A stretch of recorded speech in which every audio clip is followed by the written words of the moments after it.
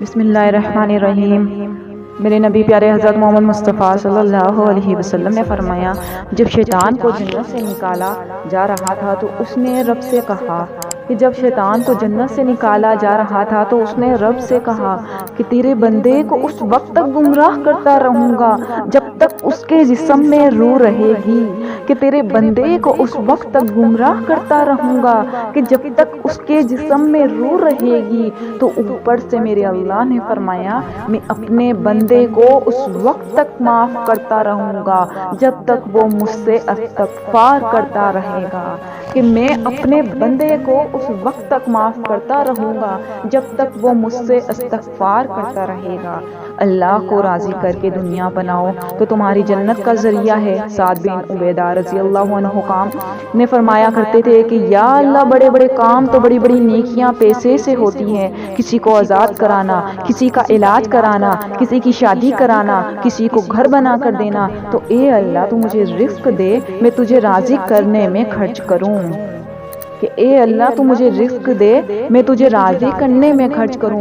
لیکن پیچھے سے یہ دو ذہن بنے کہ پیسے نے دنیا کو آگ لگا دی، کہ پیسے نے دنیا کو آگ لگا دی۔ ایک آدمی اپنا اچھا گھر بنانے کے لیے، اچھی گاڑی کے لیے ہزاروں بچوں کو نشے پر لگا دیتا ہے، ان کی زندگیاں تباہ کر دیتا ہے۔ یہ کبھی سکھی رہ سکتا ہے؟ اگر یہ 4 دن موج میلہ کر بھی لے، کیا پیچھے موت نہیں؟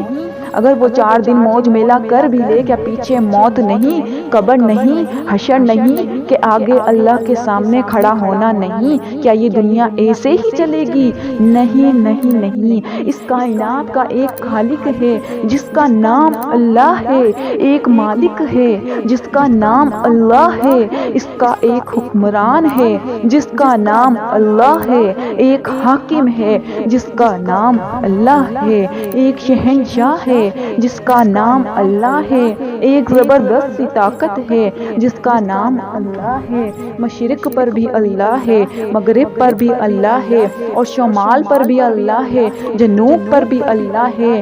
آسمانوں پر میرے اللہ کا قبضہ ہے، دھرتی پر بھی میرے اللہ ہے۔ اللہ کی قسم، میرے زبانوں کی حرکت پر بھی اللہ ہے، زبان کے بول پر بھی اللہ کا قبضہ ہے۔ آسمان کی چھت اللہ کے قبضے میں ہے، زمین کا فرش اللہ کے قبضے میں ہے، ہواؤں کے جھونکے اللہ کے قبضے میں ہے۔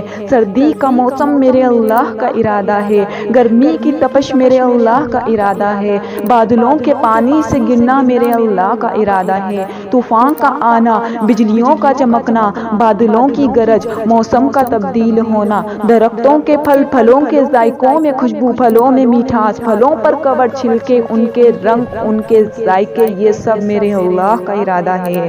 کیا تم آزاد ہو؟ کیا آزاد ہیں کوئی؟ تو موت سے لڑ کر دکھاؤ۔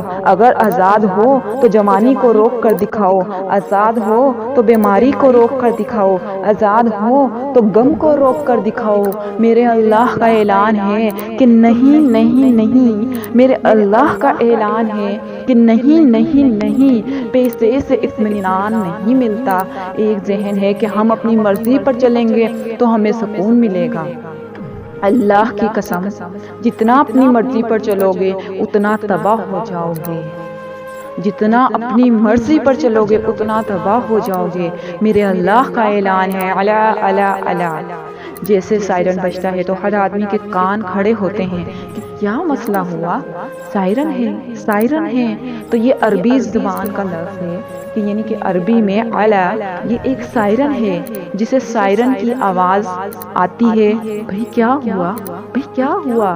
الا الا الا، سائرن بج رہا ہے، سنو سنو سنو، کیا عجیب بات ہے دنیا والوں، الا، نوجوانوں، الا، سارے دنیا میں بسنے والوں، چاہے اللہ کو مانتے ہو یا نہ ہو، سنو، کہ بھی ذکر اللہ تطمئن القلوب، کہ سنو، اللہ کو یاد کرو۔ میرا اللہ کہہ رہا ہے کہ سنو، اللہ کو یاد کرو تو ٹھنڈک ملے گی، ورنہ ایسے ہی سلگتے رہو گے۔ بِذِکْرِ اللَّهِ تطمئن القلوب، کہ اللہ کو یاد کرو گے تو ٹھنڈک آئے گی، ورنہ ایسے ہی سلگتے رہو گے، سسکتے رہو گے، تڑپتے رہو گے۔ اللہ کو پاؤ گے تو سب کچھ پاؤ گے۔ اللہ کو کھو دو گے تو سب کچھ کھو دو گے، اللہ کو ملو گے تو سب کچھ ملے گا۔ کچھ نہ ملا زندگی کے بننے اور بگڑنے کے تعلق باہر سے نہیں اندر سے ہے۔ اگر اللہ نہ ملا تو کچھ بھی نہ ملا، کیونکہ زندگی کا تعلق باہر سے نہیں اندر سے ہے۔ دل ڈوبیاں سمندراں ڈوبیں، دل ڈوبیاں سمندراں ڈوبییں، کون دلاں دیاں جانے ہو، پیچھے بیڑے ویچے جھیڑے ونج منج مہاڑے ہو۔ اور ہمارا رب کہتا ہے فی انفسکم افلا تبصرون، ارے اندر دیکھ، ارے اندر دیکھ، باہر نہ دیکھ، اندر دیکھ، اندر جھونک، تو سب کچھ تیرے اندر پڑا ہے، باہر نہیں اندر ہے۔ ادھر تو اللہ کو بسا، خود کو سولیوں پر لٹکا کر مسکرائے گا، پیٹھ پر تھک کر باندھ کر تم ہنسو گے، کانٹوں کی سیج پر تمہیں نیند آئے گی، آگ کے کناروں پر تمہیں پھولوں کے مزے محسوس ہوں گے، سوکھی روٹی میں تمہیں اللہ تعالیٰ کے پراٹھے کے مزے نصیب فرمائے گا۔ تو اللہ کو پاؤ گے، تو اللہ کو پاؤ گے تو سب کچھ پاؤ گے۔ تو اللہ کو پاؤ، اللہ کو پاؤ۔